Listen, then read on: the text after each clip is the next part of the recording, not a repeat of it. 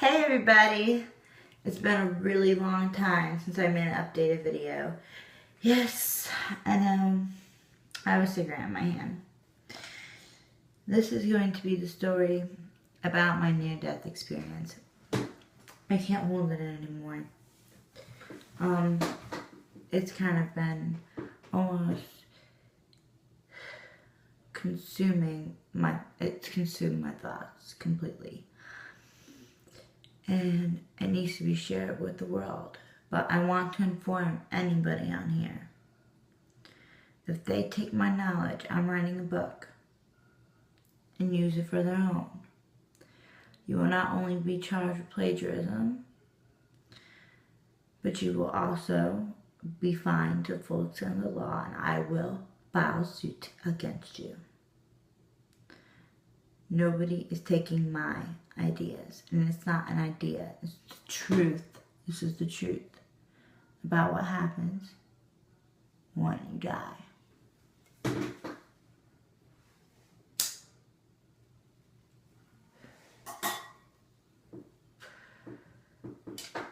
I know it's inappropriate to smoke.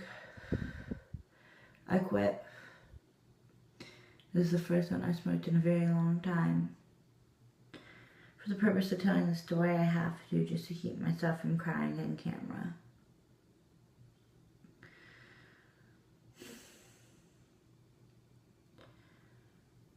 So, on a fateful night that changed my life.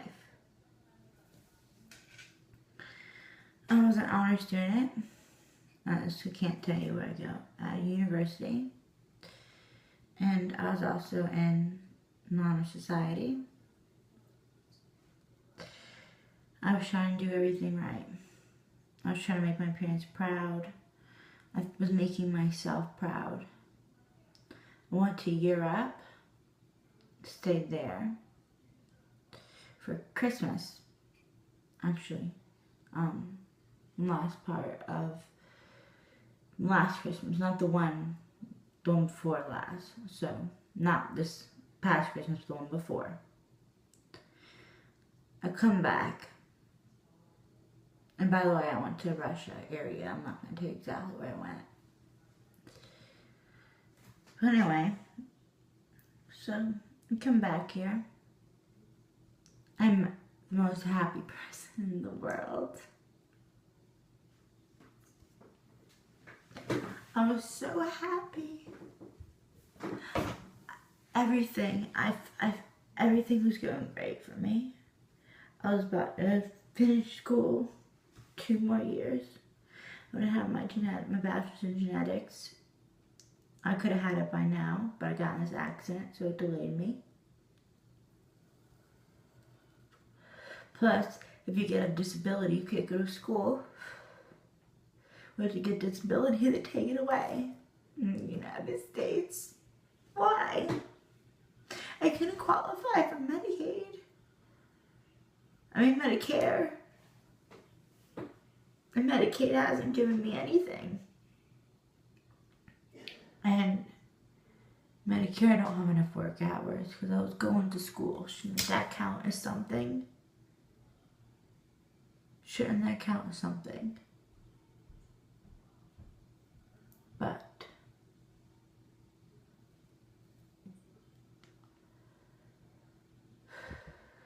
this is what happens.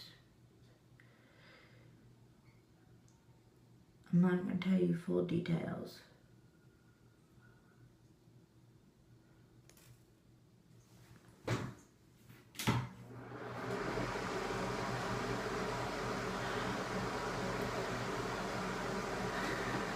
I got hit by a woman not paying any attention.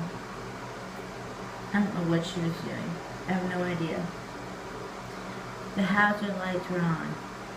I was pushing a car to get gas right in front of the gas station. There was a little girl in the car. I felt like it was a Christian thing to do. The right thing to do. It was the right thing to do to push. I couldn't leave a little girl in the car like that. My house was 5 minutes away. I got out the car at someone's request. I'm not going to mention. I got out the car. I made sure the last thing I remember thinking, and I could take a polygraph, I was not blocking the hazard lights. I made sure, remember, do not block the hazard lights. Everybody said it, we definitely were not blocking them. I took 2 steps, boom.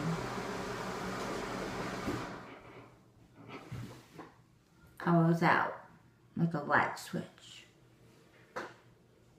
Out. I can't remember feeling pain, but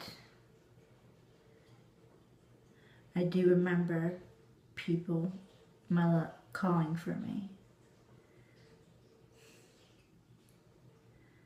As so happens, I don't know what's going on. My body left. Everything went black.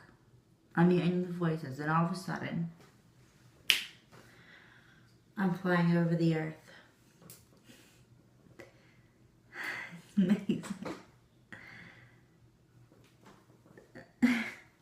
I'm flying over the whole earth. Then I go down to the beach. The water is so turquoise blue. Turquoise like you've never, ever, ever, ever imagined. Green like you couldn't have imagined was the grass. And there was no buildings on it either. No people. I flew above that for a while. And then I'm on the ground. I look up.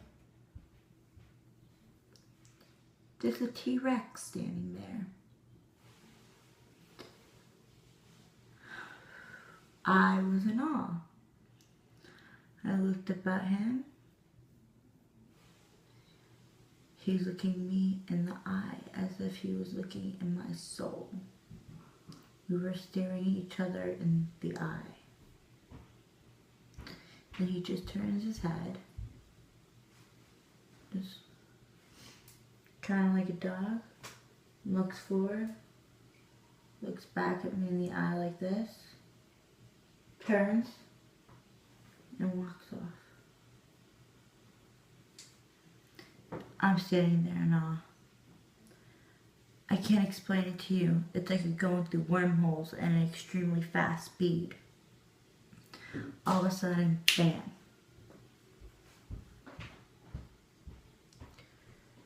Next thing I know, I see my mother.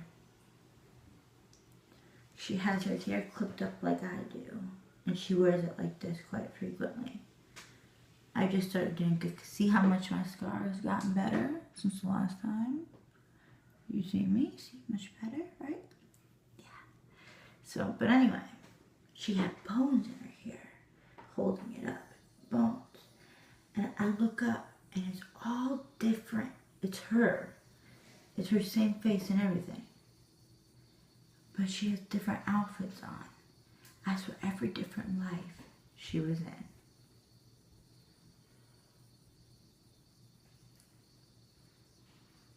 And I looked up at it so high, that I couldn't even see the top. It was like smoke at the top. Smoke all the way up there. I could not see how high. But she touched my shoulder and she let me know. It's okay if you go. By the way, if you're wondering if my nails, why they're not done right now, I have these really cool gel manicures to put on. Yeah, but I don't feel like finishing them because I couldn't, because I was thinking about this way too much.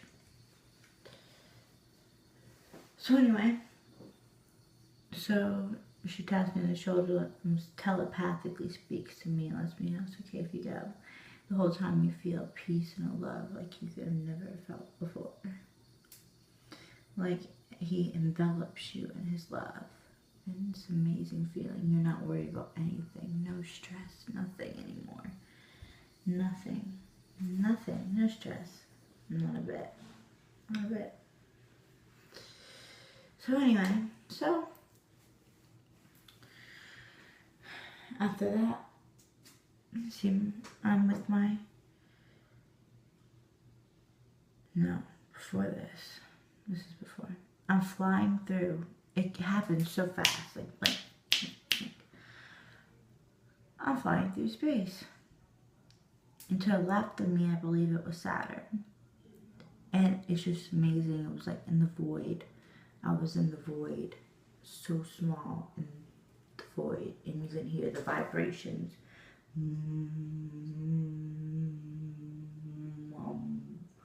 Like, almost like,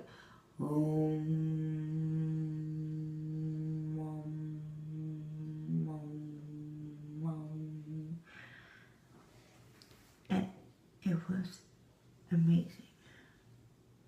Then I flew straight forward into towards way out there, like through a wormhole past Saturn, through other planets. I don't know where I was going. And then I was with my grandfather in my grandmother's backyard in the north of the United States. And I'm in the south right now. And I met my grandfather. Me and my brother are running around. See, my sister was born with my brother. My mom was 23. My mom had me when she was 43. God showed me a different dimension where I was born in my sister's place. And me and my brother were running around having such a wonderful time laughing. And my brother ran to the back of my grandfather's house. Then someone grabbed my shoulder again. I looked up. It was my grandfather, my mother's father. And I knew it was him, because he looked just like my mother. Even the same facial expressions. And he looked at me, and he talked to me in my head as well, the same way. He said to me, "You're here early." And I laughed. Then he gave me a red ring. He told me never to lose it. Never to lose it. And it was like a band. Like, imagine if this had a red light coming out of it, but it was just a band. And then it had gold at the tops. Or a silver, I can't remember which color. I think it was a silver color. And this inside was all red and glue. Like an LED light. Put on my finger, and he told me not to lose it and that it was very valuable. And I said I would never lose it. Ever.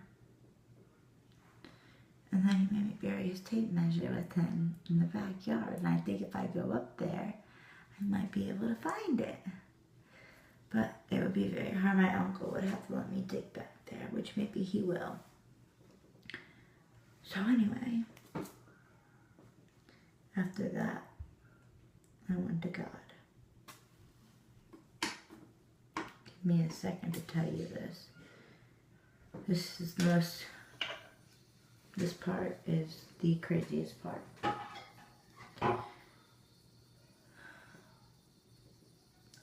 I met God.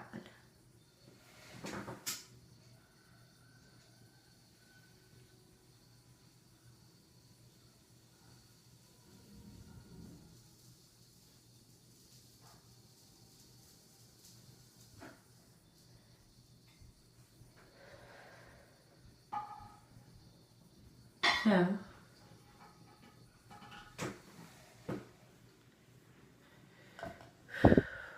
we are in all white. All white. Maybe all white. Sorry, I had to put my cigarette out. We're in all white. I'm with him. We talked for hours. It felt like we talked for a day. I remember him laughing like this. That's what his laugh sounded like. He laughed. I remember that. And I also remember him showing me. He was standing right here. Like right here. And I was, well, technically he'd be standing here and I was standing here because we were facing this way. You know, like my face would be facing this way. So, he touched my shoulder. Well, no. He looked me in the eye. And he let me see him out of my eyes. Then out of his eyes, I saw me. And then he put his hand out. And then I saw me far away. And then I got to see out of my eyes from far away. Me and him talking, and my legs were there. My legs were fine. They were there. They were fine. And,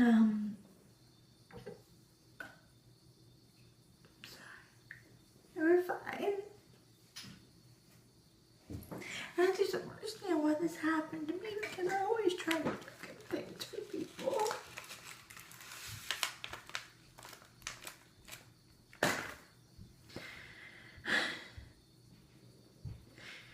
We talked for a very long time. He won't let me remember anything we talked about. He only lets me remember little bits. Only thing I can remember was his laugh when he showed me part of his face. His hair was down to here dark. And I'm not going to explain the rest, but you can think it's Jesus if you want, but it's not. It's Krishna. It's the father of Jesus. We're all his exemplary sons. Jesus was an exemplary son of God. And all the Holy Trinity simply isn't understanding Krishna consciousness. I understand so much now. And he said to me, after we talked for a very long time, Samantha, you cannot stay here right now, but you will be back very soon. And I started crying. I was crying. I started crying. I was like, please, I didn't even ask if I could go back because I knew it was his final word. How am I going to ask God to change his final word? Can't. He let me cry for what felt like hours. And I could feel how bad he felt for me. And I saw the expression on his face and it felt horrible. And by the way, he was very young and actually very good looking. And I wanted to be with him. I didn't want to go back. I didn't want to go back. I forgot about everybody here. All I wanted to do was stay with him because I knew that my home was there with him.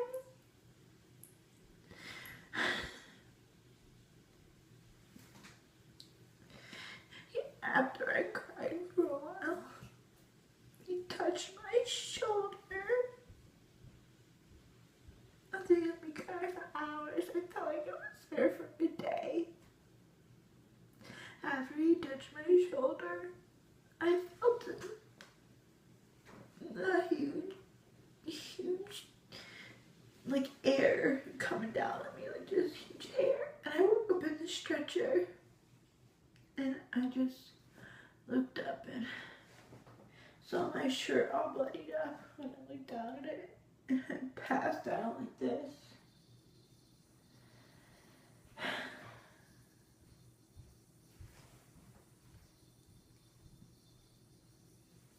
That's the last I remember. And that's the truth. He is there, and he is real. You always wonder why in movies he would wear a white robe. I'm not going to give away all the details.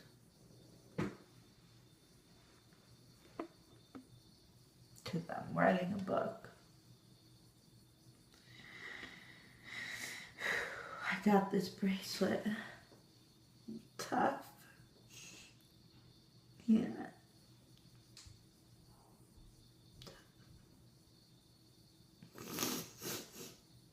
He said, I don't understand. He said to me, Sam, you can't stay right now, but you'll be back very soon. I don't understand what that means. In my lifetime, very soon, or like very soon, like soon, you know, or like a few years soon. I don't know what he means. But now that I know he's here, I can't live life normally without wanting to be with him. I have to go. But I hope this helps you guys. I was gonna do a haul video, and I was like, fuck a stupid haul video. Who wants to see a haul video? When you know, when you can learn about heaven. And by the way, when you read my book, it'll describe exactly what it looked like.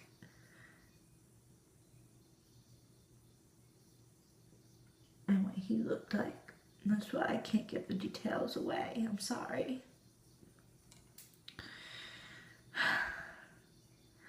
I hope you can use this to the best of your ability, and please share this video. Tell as many people as you can, because it's real.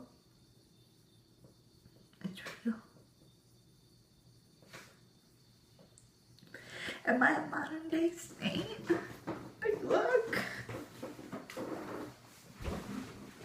I'm missing my legs. I suffer through so much pain. I don't understand why. I was such a good girl. And when I thought that my life was going to be so great, I've done everything right, I almost died. Is it like when you almost do everything right, you almost go? I don't understand. Or do they have it all in place? But I have to go. Thank you for listening to me. And anybody who watches this video, he's with you.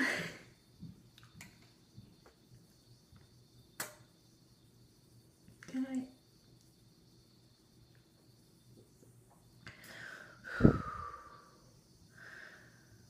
Try to get myself together. It's not a day. It's not a minute I don't think about the experience. I apply it to everyday life now. It makes me want to be so much more of a better person. And I hope it does that for everyone else too. Yeah, also, maybe unite Christianity and Hinduism and all the other ones. It might be the answer for many different things. Stop wars, the suffering, my suffering, your suffering. Thank you for listening. This is Samantha. I hope you have a nice day. I still have to keep myself composed. And everything will be fine. Be positive. And everything will be alright. Bye. Thanks for listening.